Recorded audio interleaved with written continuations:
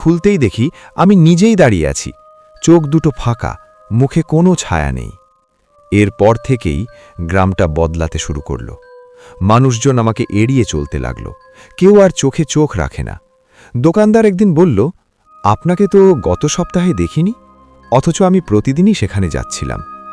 আয়নায় তাকালে মাঝে মাঝে দেখতাম আমার প্রতিবিম্ব একটু দেরিতে নড়ে। আর ঘড়ির কাঁটা প্রতিদিনই ঠিক রাত 12:17 থেমে যেত। এক রাতে আমি সাহস করে ঘড়ির সামনে দাঁড়ালাম।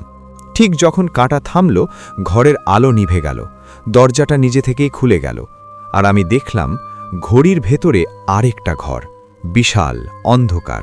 সেখানে অনেক মানুষ বসে আছে, কেউ কথা বলছে না, শুধু অপেক্ষা। তাদের চোখে কোনো সময় নেই। আমি পিছিয়ে যেতে চেয়েছিলাম, কিন্তু মেঝে ছিল না। আমি পড়ে গেলাম ঘড়ির ভেতরে। ওখানে কোনো দিন নেই, রাত নেই, শুধু স্মৃতি। আমি দেখেছি সেই মানুষগুলো যারা একসময় এই বাড়িতে এসেছিল। কেউ লেখক, কেউ পথিক, কেউ পালাতে চেয়েছিল নিজের জীবন থেকে। ঘড়ি তাদের ধরে রেখে